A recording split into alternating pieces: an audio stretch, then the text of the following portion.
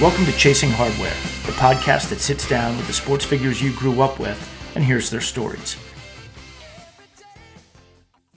Welcome to Chasing Hardware. I'm your host, Rich Lamello. My guest today won a national championship playing for the Minnesota Golden Gophers, and he played 4 years in the NHL for the Sabres, Whalers, and Rangers. He was also one of the leading scorers on the most iconic team in U.S. sports history, the 1980 Olympic hockey team.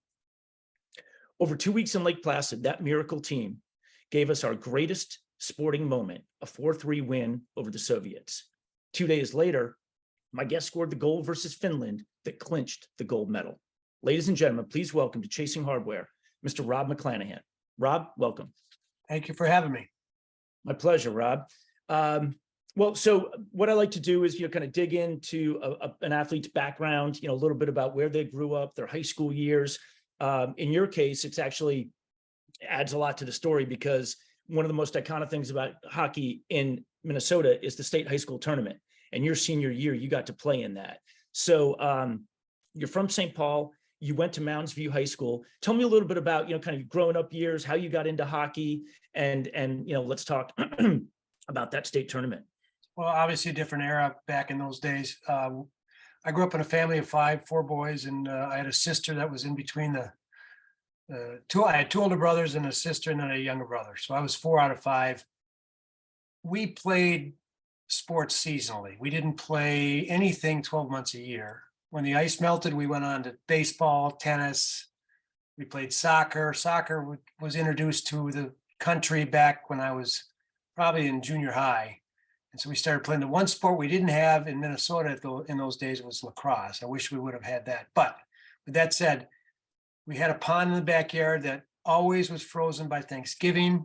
So we were always skating by Thanksgiving. Hockey was my favorite sport. But it wasn't my only sport. And as I said, we went from sport to sport. And my parents were a big part of that. They wanted us to be exposed to everything, skiing and water skiing and sailing, you name it, we tried it. That's missing today, to be quite honest with you. And it frustrates me. I hate 12 months a year sport. The pros don't play their sport 12 months a year. They might train, but they don't play the sport. So I was lucky enough to play on some really good youth teams. Back in those days, Minnesota would send their team to the national tournaments. And I had a Pee Wee team that went to the national tournament in International Falls, Minnesota, and we came in second.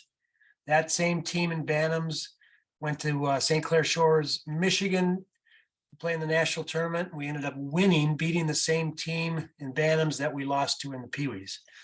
So from there, went into Mounds View High School. And as you had mentioned, we had some good teams. We didn't make it to the state until I was a senior. And that was probably one of my first really big setbacks. We were 24-0 going into the tournament. We played Richfield with a gentleman named Steve Kristoff, who was a member of my teammate at the U and my teammate on the Olympic team. We outshot him 21-2 in the first period, and it was 1-1, and we ended up losing 4-3. That one. It still eats at me a little bit to this day, and Kristoff tells me that every time I see him. So. State tournament was fabulous. It's bigger today than it was when I played, but I had the opportunity to coach. I'm coaching the Blake High School boys team, and we made it to the state tournament the COVID year, and we came in third. And I guarantee you those kids will remember it for the rest of their lives. It's a big deal. And hockey in Minnesota is like football in Texas or basketball in Indiana. It's a big deal. Yeah, I can tell people I went to high school in Minnesota, and not only did the kids whose teams are in the tournament take off, kids across the state take off. Yep. People don't go to work those days. It's televised statewide. It is unbelievable. It's a big deal. Yeah, it's a big deal. So you're coming out of Mounds View, and to your point, in addition to playing hockey, where you're one of the top players in the state, you're also a star soccer player and tennis player. So you are a year-round athlete. And when it's coming time to pick a college, obviously you got the University of Minnesota right down the road, and Herb Brooks. That year, 76, they're winning their second national title. but you're also looking at other schools. You're looking at Michigan Tech and some other schools. What was kind of the thought process as you were going about choosing ultimately Minnesota? A lot of people don't realize it at the time, but Michigan Tech was as good a hockey program as any other program in the country. And so I was very serious about going there. I also looked at Michigan. I was recruited by Wisconsin, Harvard, North Dakota. I just said, no, thank you. And then I went to Herbie had a recruiting weekend where he brought in all of the recruits at the same time with the parents. And I knew all the guys on the team. I played against a couple of the guys when, growing up, played with TJ Gorans on the same team. And after that weekend in Minnesota, I knew where I was going to go. It was over. And so I committed to the U, and the rest is history. And it was, it was a good 3 years. We had a good run. Yeah. Yeah. And it's interesting because, I mean, obviously, part of this interview will build towards the Olympic team. Your first year, and you're a producer right off the bat for the team. Your first year, you guys actually have a losing record. Interestingly, the national champ that year is Wisconsin, and two of their stars are Mark Johnson and Bob Suter, who will be on your Olympic team. The next year, you guys are pretty good. BU wins the national title. On that team is Jim Craig, Dave Silk, Jack O'Callahan. Aruzioni had already graduated. And then your senior year, like we talked about, you win the national title. You beat North Dakota, which has Dave Christian on the team. 8 of the guys who would be on that Olympic team, there's 20 guys on the team. 8 of the 20 are on that team, that Minnesota team that wins the national title. Did you guys, when did you guys know you had something special there that you could be competing for the national title that year? Well, Herbie had already established that aspect prior to my arriving. After they won it in 76, my freshman year, we were, I think he brought in 10 or 12 freshmen. They lost a lot of players, and we were young and inexperienced. I remember playing the first game against North Dakota, and they had a 20-year-old freshman. I mean, and he had played 2 years of junior in Canada, and I couldn't believe how good he was. And this is the beginning of the year, but by the end of the year, we had caught up to players like that. The one thing I will tell you is freshman year, the power play that the University of Wisconsin had that year in the 76, 77 was as good a power play as I've ever seen at any level. It was spectacular. You had Mark Johnson, Mike Eves, John Taft, Craig Norwich, who played at Edina High School. He ran that power play, and Steve Alley. And I believe their execution rate was somewhere around 40-45%. It was that good. And they were just, if you got a penalty against Wisconsin, you were in trouble. So from there, quick story, if I may, my freshman year, we went up to Lake Superior State, which at the time was trying to become a Division I team. They weren't D1 at the time. And I don't know, Herbie had been convinced to schedule a game, and we went up there and we lost 4-3. It was just a 1-game affair. And we came back on Sunday and we got to Williams Arena, and Herbie told us to go down and get our gear on. And so Sunday afternoon, we got on the ice, and 3.5 hours later, we got off. And all we did were what we call Herbies, which are lightning drills. We did that for 3.5 hours. They cleaned the ice once. So Monday, we normally would hit the ice for practice at 2:30. Well, we got on at 2:30 and we didn't get off until 6:15. And all we did were Herbies. And Tuesday, same thing, on the ice at 2:30, off at 6:15. And Tommy Vanelli was an alternate captain that year. And I remember him saying, probably on Monday, he just used to say, "Don't let this bastard beat you." And nobody was happy, but we didn't see a puck for 3 days. We did Herbies for 10, 11 hours. And I don't remember who we played the next weekend, but I'm sure they didn't hold a chance to beat us. So that was a hard lesson learned. You better show up. So when we skated, jumping ahead a little bit, when we skated that one time in Norway, early in the season of the Olympic year, we skated for an hour after game. And I'm not saying it wasn't hard, but it was nothing compared to what we had done 4 years ago or 3 years prior to that. Yeah, well, and it's funny because what you just said, you said, you don't know who you played that next week when you were at the U, but, you're sure you laid it on them. I looked up that game against Norway. Going into that game, your team, it was kind of the early stages of your exhibition schedule. You were 6-2-1, right? So you guys were playing pretty good hockey. He's obviously not happy with the effort. He skates you hard that night. You play the next day against the same team. You win 9-0. I mean, you crushed them. And that was after a night of skating. So like he obviously, there was a method to the madness, right? Another side note on that, I believe Buzzy Snyder and Mike Ramsey had been kicked out of the game for who knows what, but they'd been kicked out and they had undressed and gotten their street clothes on. And when they saw us starting to skate, they went down into the locker room to put their gear back on. And Craig Patrick said, don't, just forget it, don't bother. And so they didn't end up skating, but that just shows you, candidly, everybody on that team, that's the kind of teammates they were and are. Yeah, that's awesome. So you guys win the national title, and this is interesting too. So, I mean, obviously on the international stage, the World Ice Hockey Championships are a big deal. And they fall at a funny time of the year. The Soviets wanted, it was going to be in Moscow in 79. This is your junior year. You're a couple weeks removed from a national title.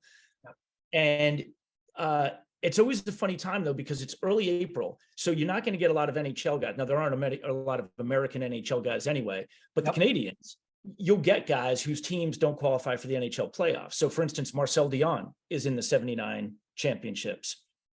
You guys go. So he came in late. He didn't come in right away. He flew in. He was probably a week, 3 to 7 days after the tournament had started. Marcel Dion came in. I think the LA Kings had been eliminated, and that's when he showed up. He didn't come right away.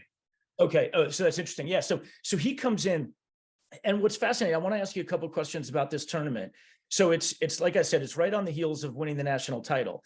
It's a bunch of college guys for sure, but then there's also like some, US born pros, like Craig Patrick is on the team as a player, like a few months later would become the assistant. And Dion criticizes North American hockey while he's there and basically says the media needs to report on this, that, the beauty of the European style of play, there are no fights. The focus is on talent. And he actually says there are so many idiots who run hockey. It's so stupid. We have to tell them. And it's interesting because the US doesn't do well. You guys come in 7th out of 8 teams. And Dion obviously is Canadian. So, he could care less about the Americans, I'm sure. But it is interesting. Herb Brooks is the coach. And you kind of wonder, was he listening? Because my guess is that the style of play that you guys employed in the Olympics just a few months later was different than what you were doing at the World Championships in Moscow. You tell me. Oh, for sure. Herbie, you could label Herbie as a mad scientist. He would try and he would put in drills at the U that he would later use on the Olympic team in terms of interchanging positions and constant movement and instead of stops and starts, just a tight circle. So we were always moving. So he would do that with us at the U. I didn't know Marcel Dion had said that. That's interesting because he wasn't wrong. The European style play. Now the rinks over there were so much bigger that it was hard to be a physical team. You couldn't be physical because it was just too big. And so when Herbie picked the team, we had to practice the next day. He said 3 things. He said, we may not be the best team in the Olympic tournament, but we'll be the best conditioned team. He said, you guys, because of the style we're going to play, you will improve more in the next 6 months than you have your entire lives. We're not going to dump the puck in. We're going to possess the puck. You can't score without possession. He said, it's like football. If you don't have the ball, you're not going to score touchdowns. It's like basketball. If you don't have the ball, you're not going to score baskets. Well, hockey's the same way. You're not going to score a goal without the puck. We're not dumping the puck in. And that was music to ours. And the other thing he said is everybody's involved. So if a defenseman decided to go up and join the play, then one of the forwards had to make sure and back him up. And they were encouraged to be creative and be aggressive offensively when we had clear possession of the puck. And in all honesty, Rich, it was the most fun year I've ever had playing hockey. It was awesome. It was hard, really hard, but it was fun. Yeah, that's awesome. And Herb is the coach on that the World Hockey Championships. Yep. And that obviously starts and ends in April. And then he's picked over the summer to become the Olympic coach for the following year, for 1980. And I know at least one coach had turned it down. I think it was Parker at BU. I might have Parker. I think Bill Cleary might have turned it down as well. Okay, if at I'm not Harvard. Okay. mistaken. Yeah. So here you are. You've played for the man for 3 years, and you've won with him for sure. But when you hear that he's going to be the Olympic coach, are you thinking, okay, cool, I know how to play for this guy? Or are you thinking, oh boy, this could be rough? No, I didn't. Herbie was straightforward with, at least with me. I think he was with everybody. There were several guys that were told, you're on the team, even before the tryouts. Kenny Morrow, Mark Johnson, they were for sure told. I think Jack O'Callahan too, but it doesn't matter. There were a handful of guys that were said, you try out, you're on the team. You just come in and shape. Right. I was not one of those. As a matter, I made the team. I was in really good shape. I mean, I candidly, I earned the spot. But when the lineups came out, when we went to Europe to start the season, I was a fourth liner. And that didn't change until after we got back from Europe. Okay. Yeah, and that's one of the, whether you're reading books about it or reading articles, watching the movie, watching documentaries, there's obviously tons of information on the team. One of the recurring themes is getting down to those last couple of spots. And I do wonder, obviously he makes a big deal of, Eruzione, the captain of the team, is kind of on the bubble right up until the end. At what point, and I know that every player is different, at what point did you kind of feel like, all right, I'm definitely making this team, whether I'm first or third line, whatever, I'll have to work that out. But when did you feel secure? So coming back from Europe, two things happened. I was originally given number 7, which was my number at the University of Minnesota. I didn't like the number.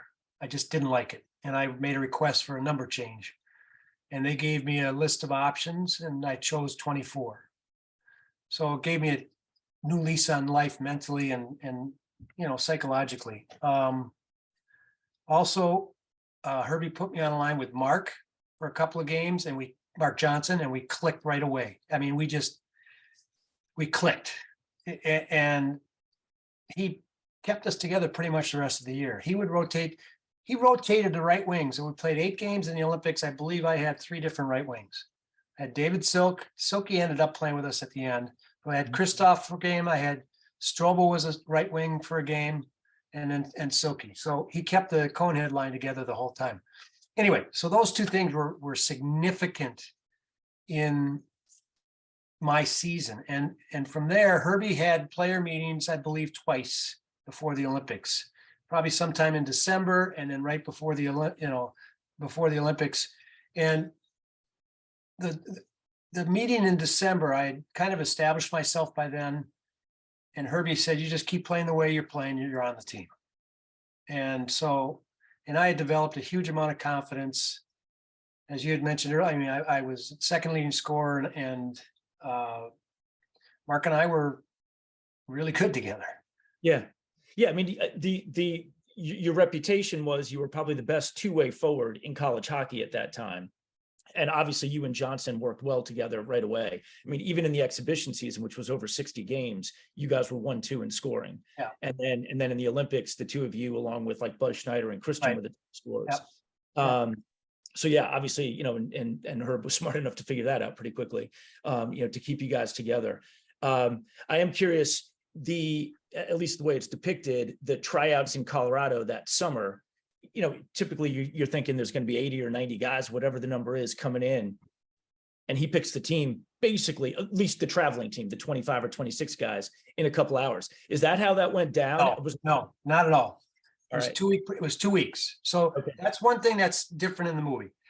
In reality, it was a 2-week tryout. There were 4 teams. There was a Minnesota team, an Eastern team, a Midwest team, and an at-large team. And we had a round robin tournament.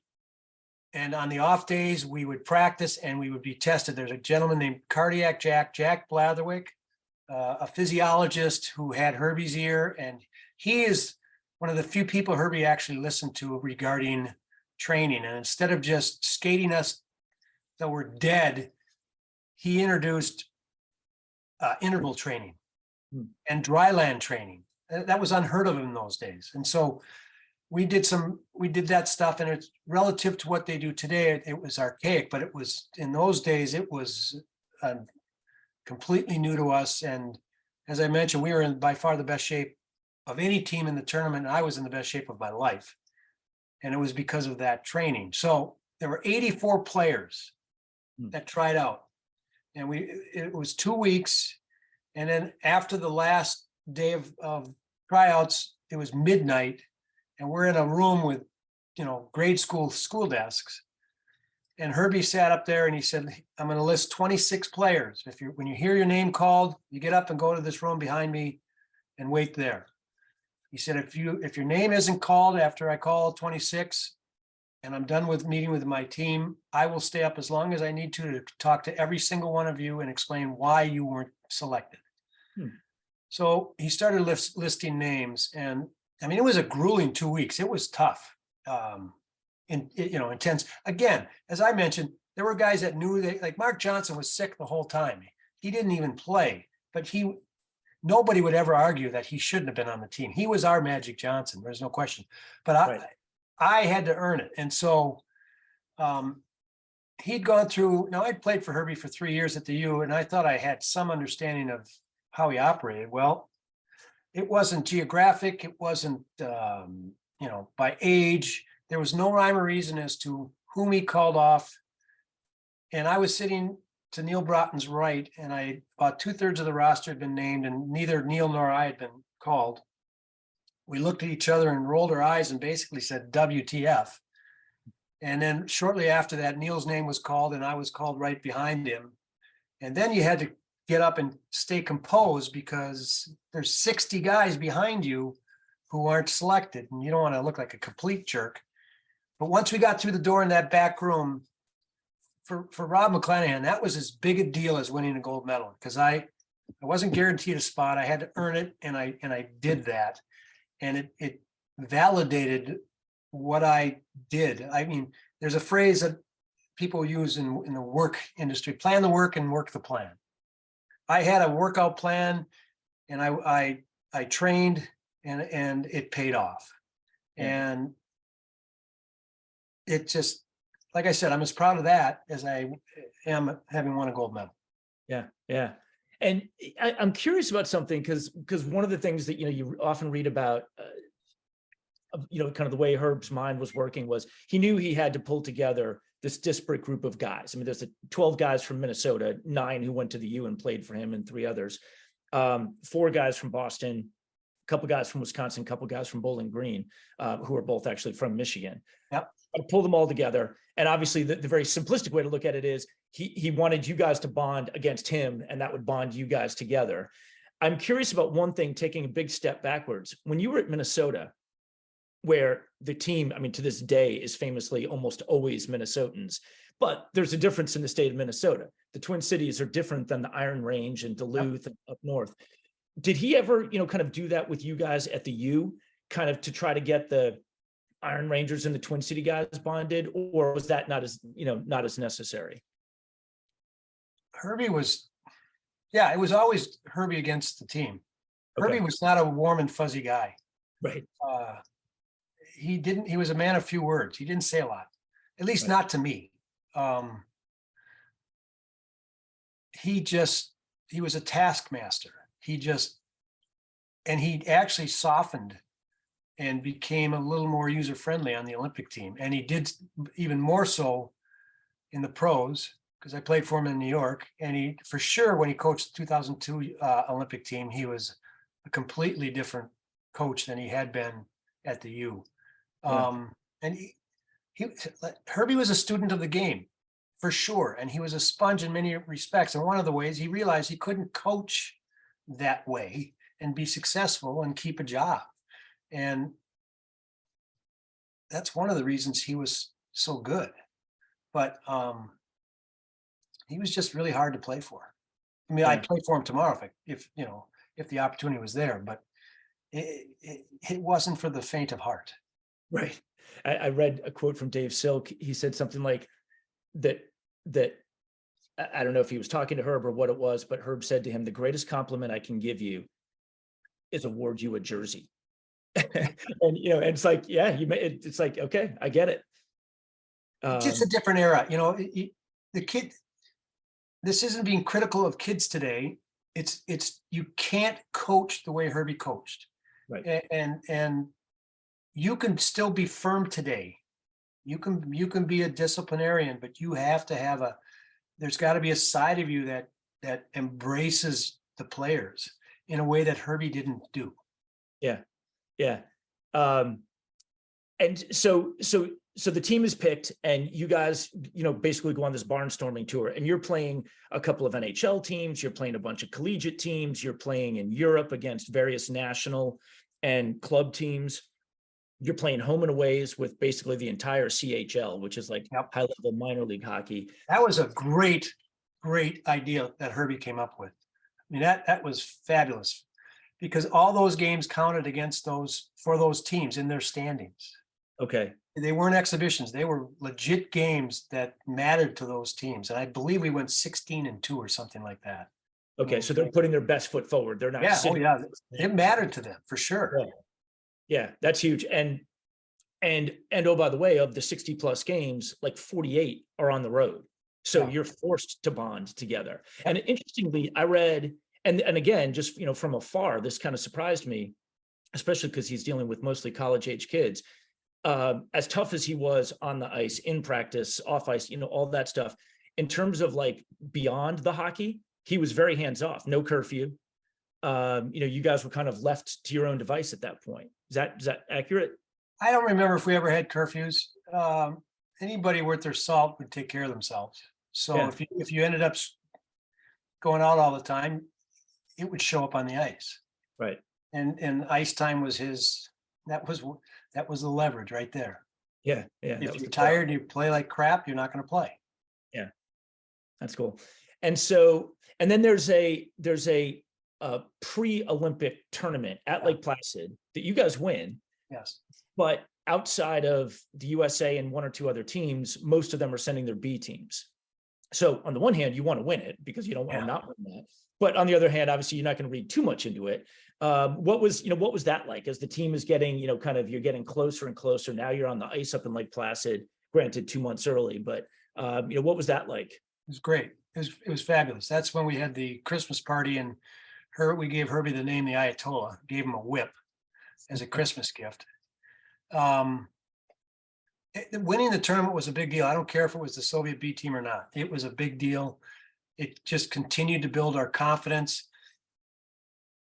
We still had several months before, or maybe a month and a half before the Olympics. So we were still working on getting used to the system, the style of play Herbie wanted us to use, and the free flowing and the creative stuff we were still developing, and our skills were still developing. I mean, we were still getting to know each other. So winning that and continuing to be successful was a very big deal. Yeah. And one thing that I have to point out, because I know that this part, I mean, the beauty of the movie is that it is, I know that, a lot of the players were used as consultants and they tried to be as factually accurate as possible, but obviously trying to tie a year into 2 hours is impossible. So You take some license. One big license they took was, I know that there was some hostility between the BU guys and the Minnesota guys from the 76 title team championship game. And they have, you and O'Callaghan, go at it on the ice. But the reality is, in that 76 game, you were a senior in high school. That's correct. Not a lot of people know that. Yeah, when you're watching the movie, are you watching going, what the hell are they doing to me here? So Gavin O'Connor was the director of the movie, and he explained it in this way. He said, as you just mentioned, you have 2 hours to tell a story.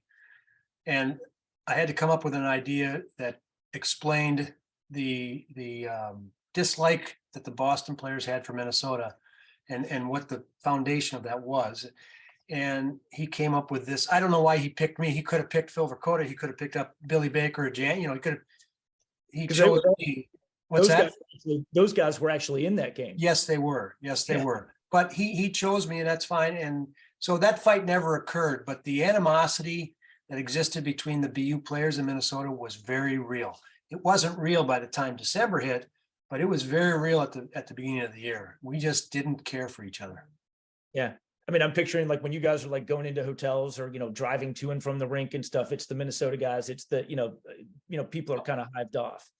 And then was it just that relentless travel and game after game after game and playing for Herb that it started to come together? The way it broke down, it was started in Norway when we tied Norway and we skated for an hour after the game. And that was the beginning of Herb against us. Right. And that's what he was trying to create. He was trying to break down the barrier of Boston, Minnesota, and create the barrier of US versus Herbie. Right. And so that was the beginning of it.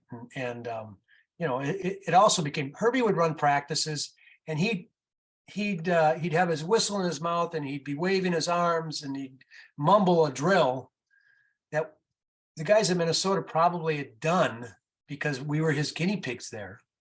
But every once in a while, Herbie would come up with a drill that we had not heard. And we would stand there, you know, like a deer in headlights, not having a clue of where to go or what to do.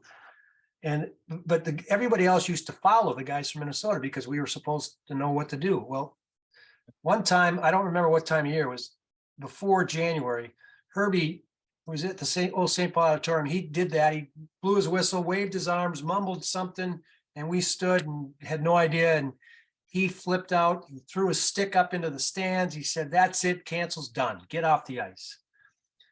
Hell, if we had known that, we would have done this a lot earlier in the season if we could get out of practice. That's great.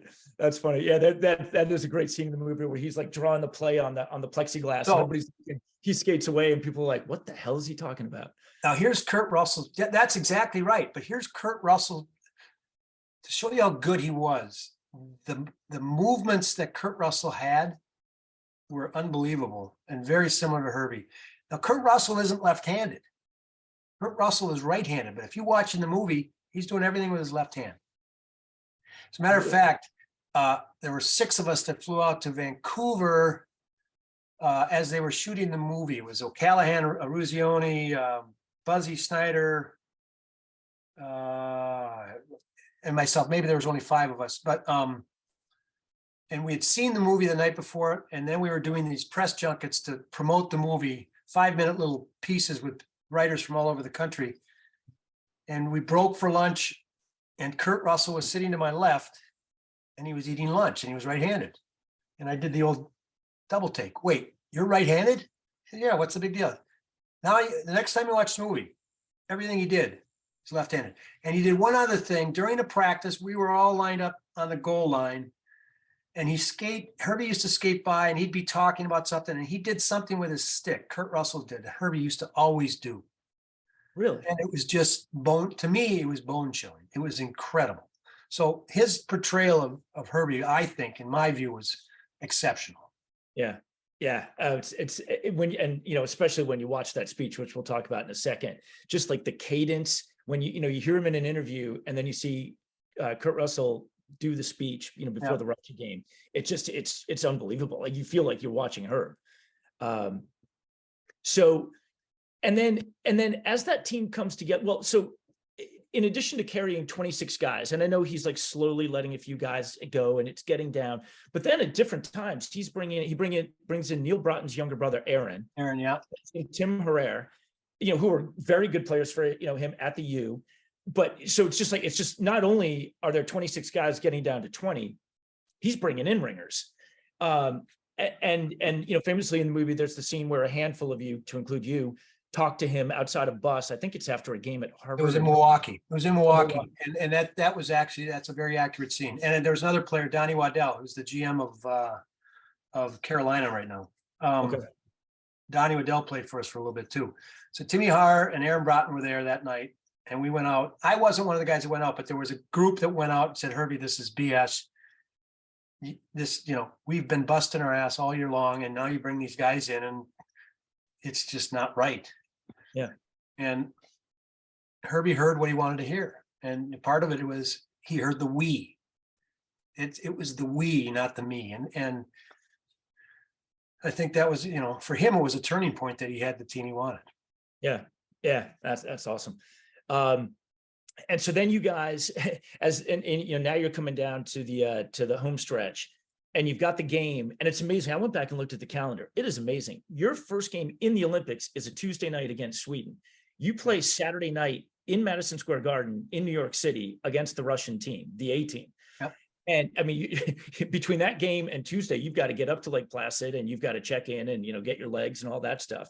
But he schedules a game against the Russian A team on the Saturday night. And I wonder, is it just one of those things like, yeah, hey, we schedule and that's that?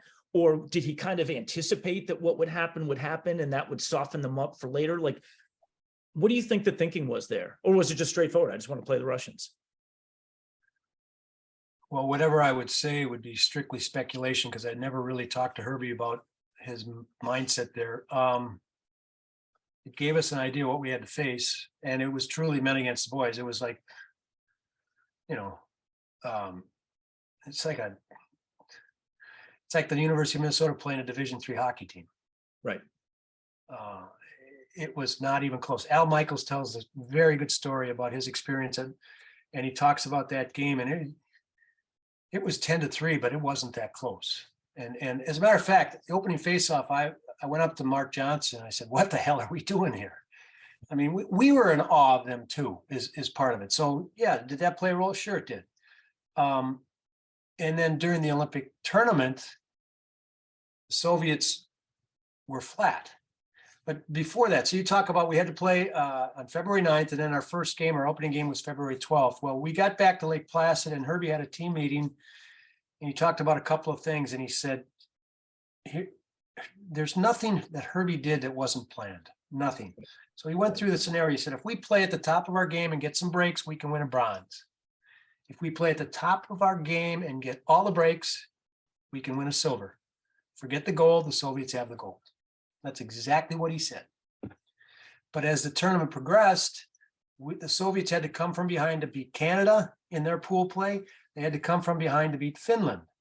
And so throughout the tournament, after we got through our most important games were the first two games, the game we tied Sweden, and then the game we destroyed the Czechs. The Czechs were the second-ranked team in the world, and we destroyed them. I would argue that that's conditioning as much as anything. We played very well, and obviously the crowd helped us. But so once we got through the first two games, then it was just a matter of taking care of business. And Herbie just started, he compared Mikhailov to Stan Laurel of Laurel and Hardy. And if you look at the pictures, he's not far off. And so he would try to, he did that to try to loosen us up and relax a little bit. And I don't know if it worked, but by the time we got to that game, we were still as nervous as all get up, but we also knew we had a chance. Yeah. Well, why go out there if you don't have a chance? So we had a chance. So that was that. And then, as they say, the rest is history. Yeah. And a couple of questions. So the Sweden game is the first game.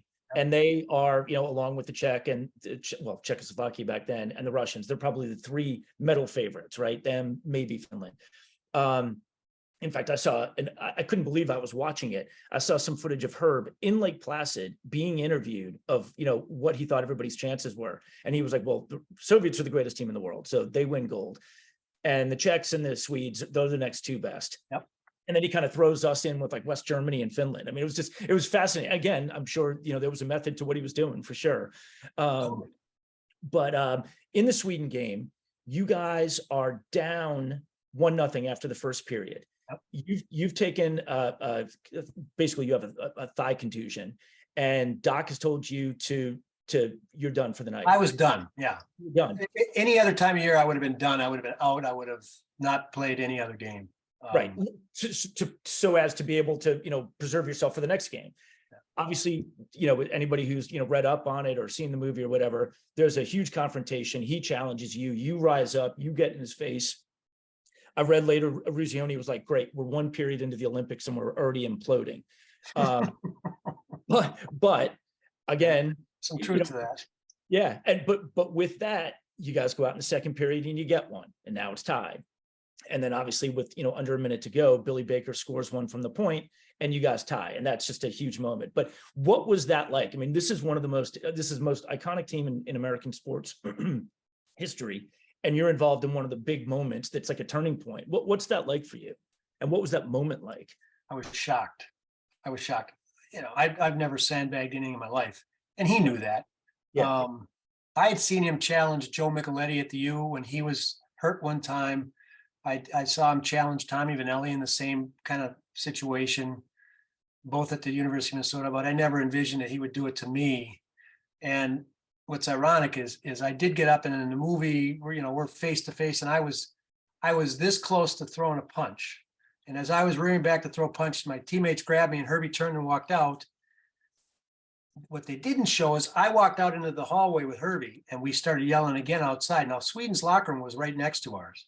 And as you said, what Rizzo said, here we are, it's the first period of the first game. The opening ceremonies weren't until the next day. And Herbie and I are going at it, and the U.S. team has lost their marbles.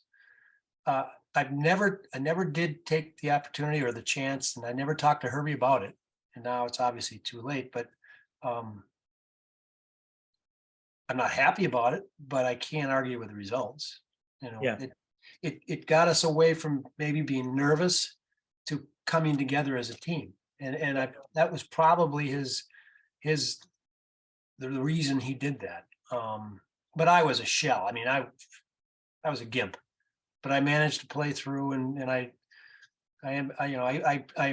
all I did was, when I wasn't at the ice rink, I was in a waist deep 45-degree whirlpool, and I was doing exercises to rehab and get my range of motion and to reduce the the contusion. It was tough. Yeah.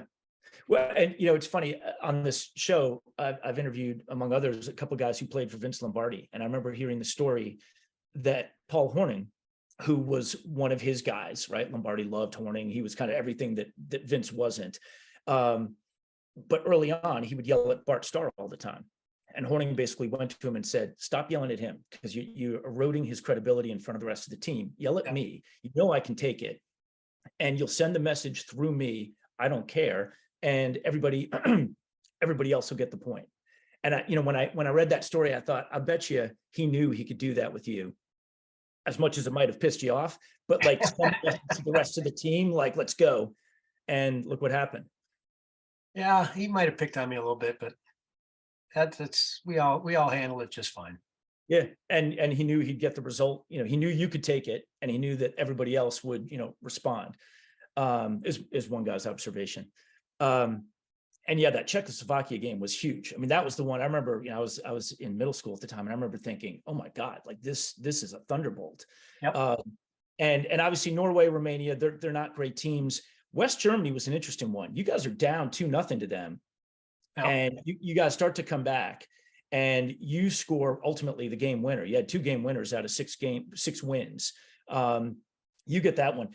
When you guys are on the bench, and obviously famously 6 of the 7 games you had to come from behind, was there any anxiousness on the bench, nervousness, or was it like, just play the game, we got this, we know what we're doing? West Germany was a unique situation because they have always had a history of playing the U.S. tough.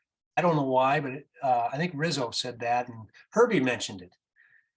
So we were aware, it's our last game. We had to, we come out flat. We always gave up an early goal. It was always just one of those things. I'd rather, I think the goals for and against in our first period, the ratio is probably 1-to-1 in the overall tournament, but I would say the ratio of goals for versus goals against in the third period for us was 4 or 5-to-1. Yeah. And that goes back to the conditioning aspect. And it's not how you start, it's how you finish. That's all part of what Herbie was all about. But we knew West Germany could play tough, and maybe we fell into that trap a little bit, but we worked our way through, and you got to play 3 periods. Yeah. That's what we did. Yeah. And then obviously that sets up the game against the Soviet Union. And one thing that I think is fascinating, and I don't think people fully appreciate it, the way the Olympics worked then was you had the two groups, the top 2 teams in each group after round robin play advance. And they create new standings of the 3 teams that you'll be playing. The one you've already played, so in your case, Sweden, it's a tie, so you each had 1 point. And then you'll play Russia and Finland, no matter what. Doesn't matter whoever had won, each of the games, it didn't matter. Correct. You were playing Finland the second time. And there was a very real possibility based on if the Soviet Union and Sweden tied, and if you lost, say, 3-1 to Finland, both of which were plausible. You guys don't win a medal, even though you've Correct. beaten the Soviet Union. No, They've changed it because of that. They changed the way they structured it so that they now have a true gold medal game. yeah, But you're right. If we had lost to the Finns, we would have gotten 0.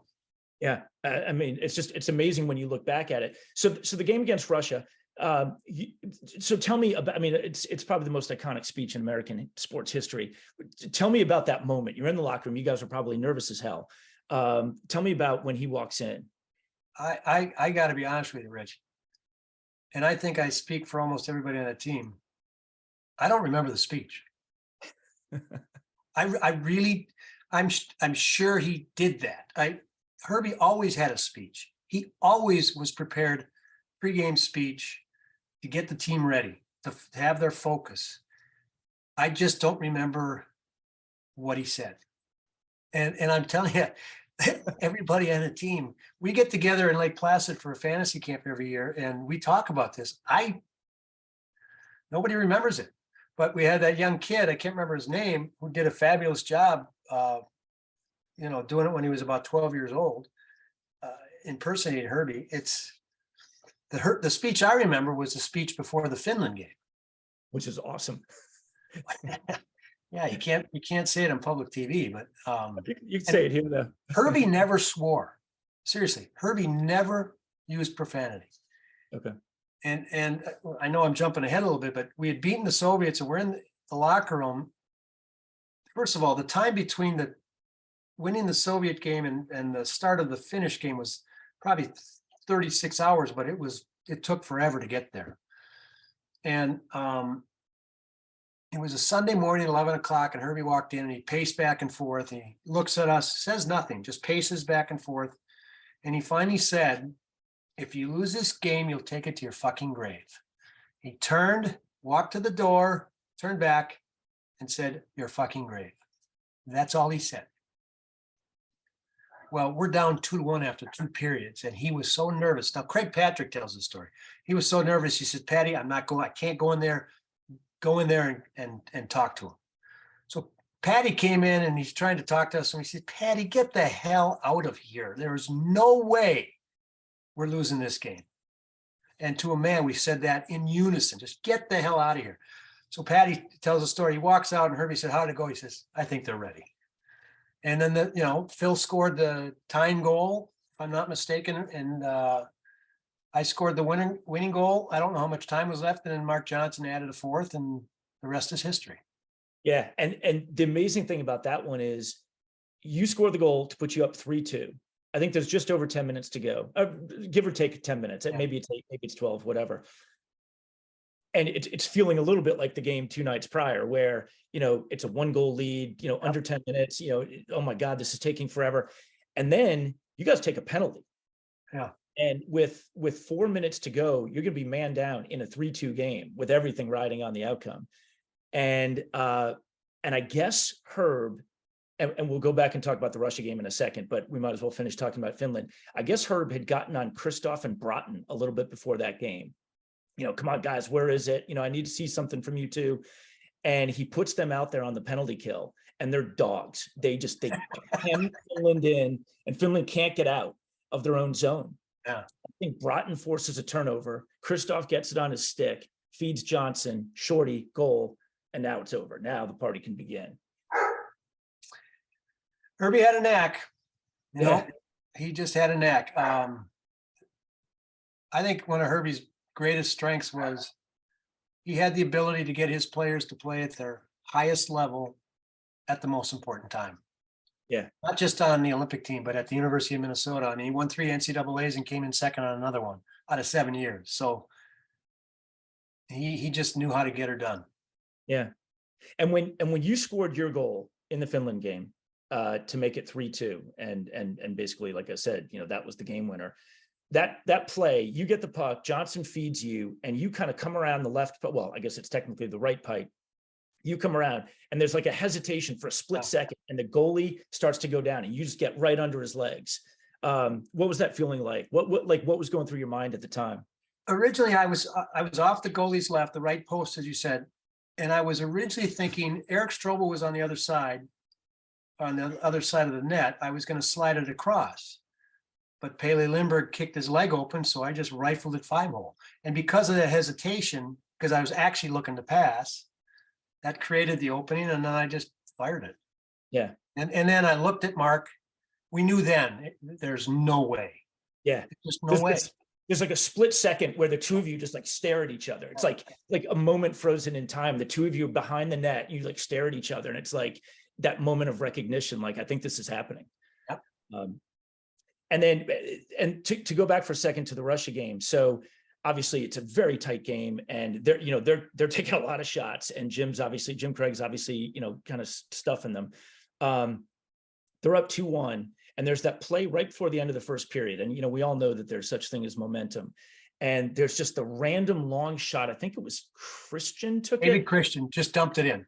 Yeah, dumped it in. Soviets stopped playing, and Magic kept going, and he scored with a second left. You Surprised see, everybody. they literally stopped skating. Yeah.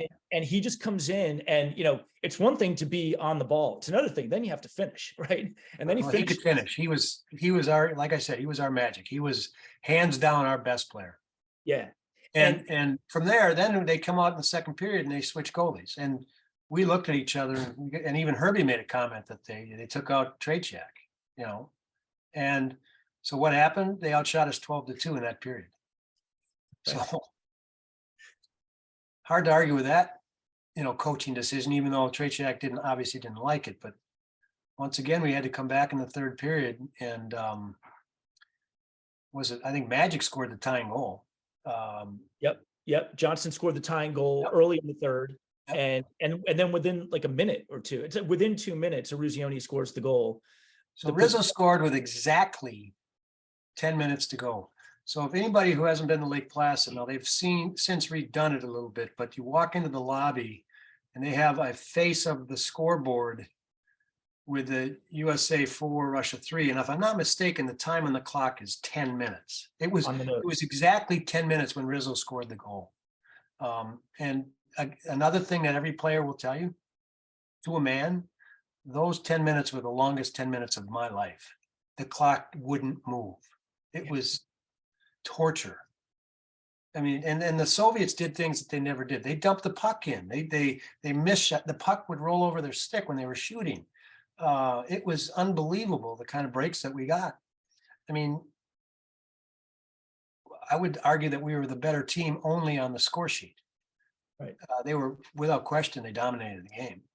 Oh yeah. When you're watching that end, I mean, there are so many times where it seems like they're about to put one in. There's like a backhander where the guy seems to have half a net empty and he shoots wide left. Shoots it wide or rolls over a stick blade. It's amazing. It's unbelievable. And Jimmy did play well, but and I guess you could say to a degree we defended okay. I mean, we gave them chances, but hell, to the Soviets.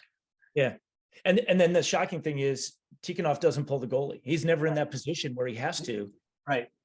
I don't know if he choked or it's just not part of I don't think he was prepared for it. Yeah. He never had to do that before. And Herb is saying short shifts. I want fresh legs out there constantly. But then you watch like the last minute and change, and you guys couldn't get off. It's your line. It's you, Silk, and then Morrow and Ramsey, and the five of you could not get off. And that's a long shift in any hockey. If you watch that last minute or so, nobody wanted to touch the puck because we didn't want to be the one to screw it up. So It was hot, and the puck was a hot potato, and we just tried to get it the hell out of the zone, and it just took us a while. We kept it on the outside, which was that's a key to defending, but we didn't do a particularly great job in maintaining possession. Yeah, there was one point where you've got the puck in the far corner up against the board. I'm thinking you're going to like try to get it up with your foot and just kill. I wanted nothing to do with that puck. I think I flipped it back behind me thinking Mo was there. I seriously did not want to be the one to screw up. Yeah. And I guarantee you that's what every one of us was thinking. Yeah. And it's great because when Al Michaels is doing the countdown, as you're watching, do you believe in miracles? It's Morrow up to Silk, and it kind of catches Silk in the stomach almost.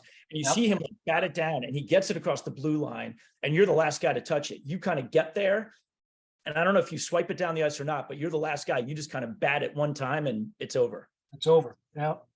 Pretty amazing.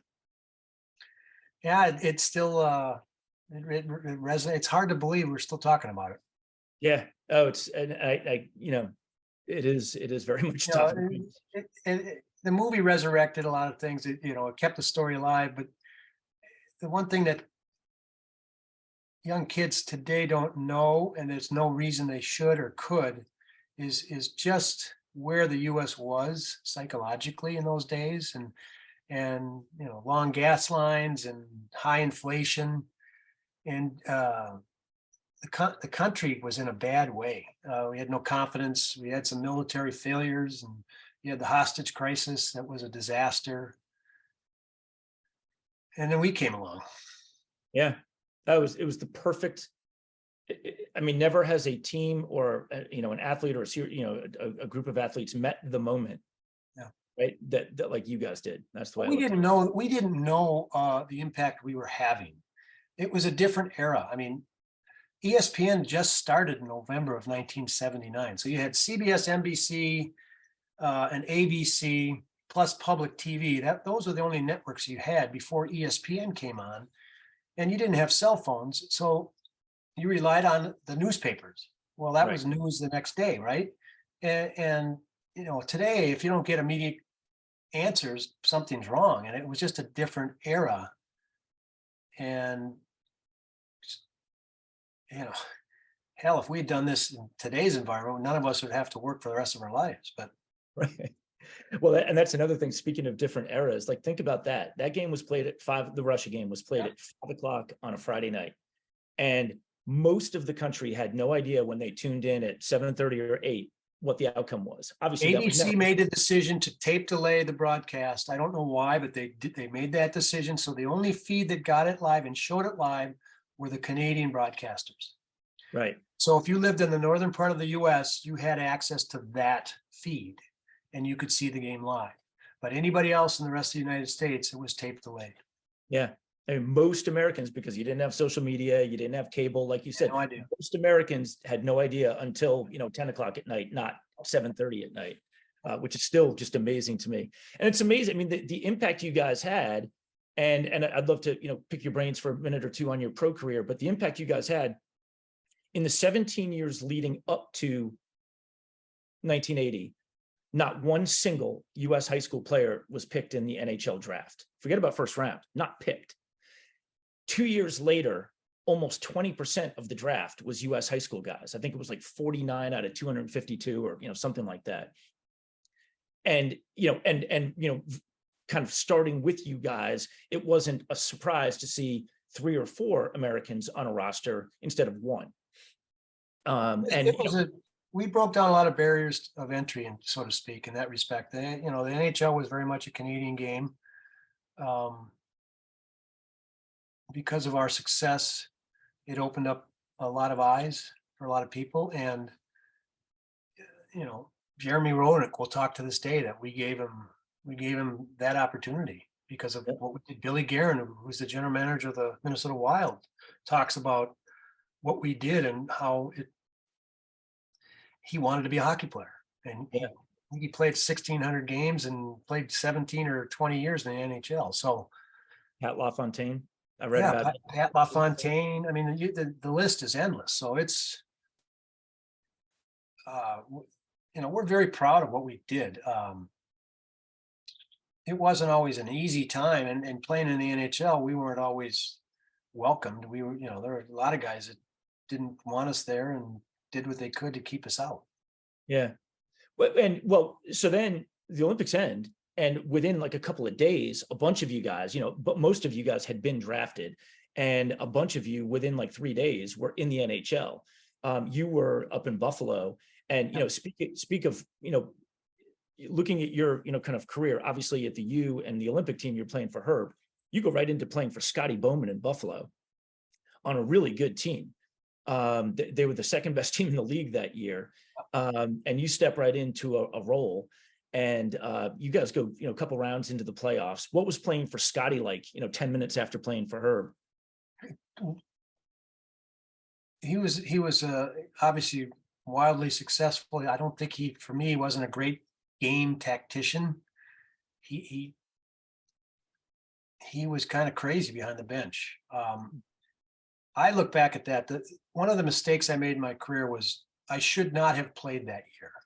Once the Olympics were done, I should have just stopped and waited until the training camp in the fall, because I was fried. I was mentally fried, physically fried, and I wasn't ready for that next step. And so I played, but I just didn't. I was tired. So that's one thing. But playing for Scotty, obviously he was very successful. Buffalo, my first game there, there's a player, Gilbert Perreault, who's in the Hall of Fame. Richard Martin's a left wing. I believe we played St. Louis. We beat him 4-0 or something like that. But Rico scored 4 goals and Gilbert Perreault had 4 assists. And that was my first game in the NHL. And they were phenomenal. I mean, Hall of Fame players for sure. And that was the reason why. So that was a lot of fun. I mean, it was a really good team. Yeah. Really good team. Yeah. We ran into the Islanders. That's when, Mo went to the Islanders and they ended up winning the first of their 4 cups in a row. Yeah, he had hell of a spring. He was the gold medal, and 3 months later, he's got Not a bad career. Yeah. And so you play for Buffalo. You also play for Roger Nielsen there. Yeah. And then you go to Hartford. And the one I noticed there was, I mean, obviously, and I'm actually curious about that. You go to Hartford. You have been a winner at Mounds View. You've been a winner at Minnesota, obviously the Olympics, even Buffalo for your 2 years there, year and a half there. You go to Hartford, man, that's a totally different gig. You guys are, one of the worst teams. Yeah. They were terrible. And what does that do to a psyche of a player? I was there for a cup of coffee. It wasn't a very good team. We had some good players. Mike Rogers was there. Blaine Stoughton was there. I mean, the 2 really, really good players. Yeah. Young Ron Francis. Ron Francis, his rookie year, he was there. Yeah. We just weren't good. And so they put me on waivers and the Rangers picked me up. I was literally there for probably less than a month. Okay. And the Rangers picked me up, and Craig Patrick talked to me and said, we're going to send you to Binghamton right away. I was in Binghamton for maybe a week, and they called me up, and he put me with Mark Pavlich and Ron Duguay, and we clicked right away. Yeah. Pav and I clicked right away, and in those days there was a cartoon group called the Smurfs, all little guys. Well, we were the Smurfs. The Rangers were the Smurfs. You had Anders Hedberg and Pav and Reijo Ruotsalainen from Finland, and I, just little, but we could all skate. We could scoot. And that's why we always were very successful against the Flyers, because they were big and maybe strong, but they could not move. And we just buzzed them. Yeah. And unfortunately, that was when the Islanders were, speaking of a buzzsaw, the Islanders were tough. They took you guys out of the playoffs a couple years in a row. Islanders could play any style you wanted. They could play a high scoring affair. They could play a tight defensive game. You wanted to play it rough and ready and rumble. Well, you had Clark Gillies and Bobby Nystrom, and they had players for every kind of game, and they were tough. They knew how to win. Yeah. I remember seeing something, I think it was Gretzky talking about when the Oilers, the first year they made it to the Cup and they lost. And they said that, they're walking out of the arena and they're expecting to pass by the Islanders locker room and see champagne and celebration and everything. And they just see everybody with ice packs walking around quietly, even though they've just won the Cup. And they were like, okay, we have work to do. We need to get to that point where we can be like that physical and, and then, and on that team. So so Craig Patrick is the GM, Herb is the coach. You're playing with Pavlich, Silk is on the team. At least I think the first year you're there. Bill Baker's on the team. I mean, you guys hang out? How does that work? Or I was married at the time. We didn't really hang out. We'd go to practice. I'd go home. When we were on the road, we'd hang out. We'd go out in groups. Yeah. I was usually at the rink and I did my stuff, and then I'd get out of there and try to get a break. Right. And then the next year you're down in Tulsa and you only play a couple of games, and then were you just like, that's it, I'm done? No. So I went to training camp the following year. I was shocked. They sent me down, but they brought in a couple of young Swedish players. Okay. That one truly blew me away. And there was no forewarning at all. They called me back up for the rest of the year, and I played sparingly, and I obviously had lost my confidence. So then during the summer of '84, I'm working at Morgan Stanley on Wall Street because I always knew I needed a second. I wasn't going to play hockey forever, and we didn't make the money they're making today, so I had to get a second life. Yeah, and my parents taught me, you got to have plan B. You can't don't put all your eggs in one basket. You got to have options. So I received a phone call from a writer from the New York Post. I don't recall his name, but he asked me about the trade. And I said, what trade? Hmm. Now, Craig Patrick was a GM, Herbie was a coach, and neither one of them called me to tell me I had just been traded to Detroit. Hmm. So I called Patty, talked to him, and then I ended up talking to Jimmy Devellano, who was the general manager of Detroit. I said, we're about ready to go back to Minnesota. Can we send some stuff to Detroit and come out later in the summer to look for a place to live? He said, fine. So that was in late June, late July. We're the day before we're to fly to Detroit to find a place to live. I got a call from Devellano. He said, Rob, I got some news. You've been traded to Vancouver for Dave Tiger Williams. And so I started laughing, and my wife at the time just looked at me and said, what, you get traded again? And I just shook my head, yes. So we had half our stuff was in Detroit in storage. We had to get that. And then I ended up going to training camp in Vancouver. Harry Neal had just hired a legendary junior coach by the name of Bill LaForge, and legendary in the fact that I would categorize him as a goon coach, and you just had to fight. Well, I'm 5'10", and playing weight was $185 with clothes on. I mean, I just didn't fit the profile. Right. And so I went to training camp, just didn't work out, and I said, I'm done. I lost the drive. And when you don't have the passion for it, not just in hockey, but in anything, there's going to be somebody else that's going to take it away from you. They just are.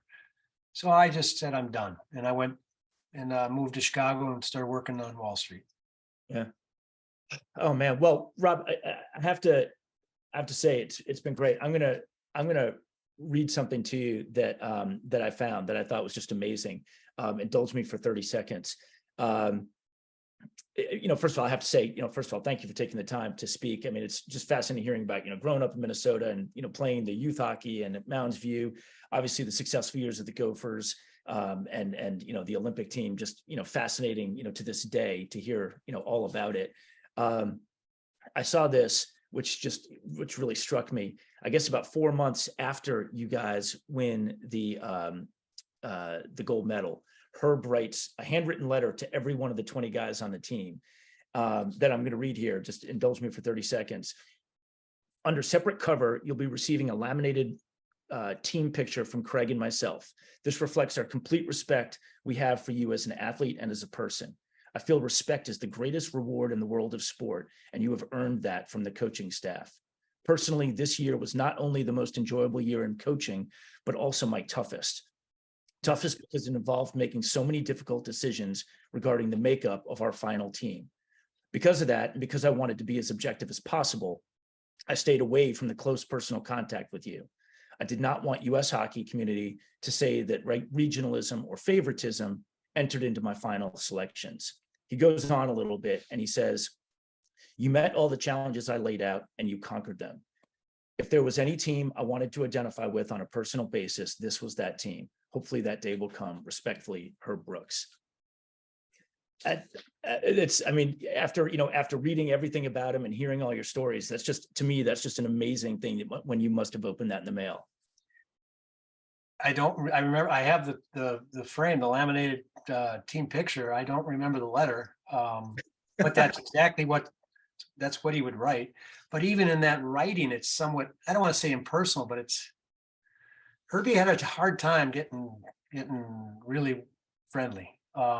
And the sad thing about that, quite honestly, is as we were, right as he passed away, we were starting to break down that barrier, and he was starting to become one of us where we could give him a hard time and laugh about it. And he was going along with that. And that's the saddest part, is that we couldn't grow or develop that part of the relationship because of his car accident. But as I said earlier, I've played for a lot of great coaches. I played for Scotty Bowman.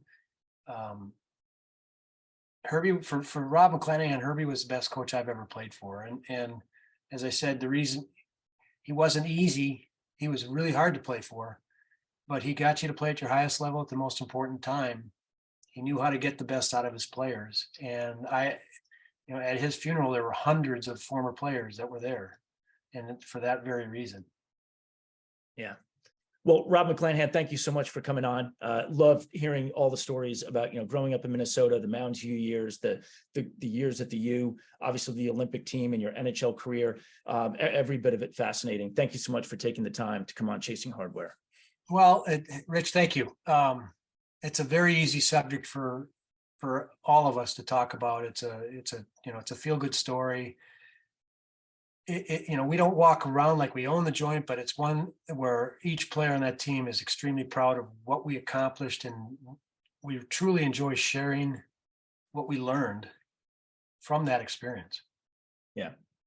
Well, we can't get enough of it. So congratulations.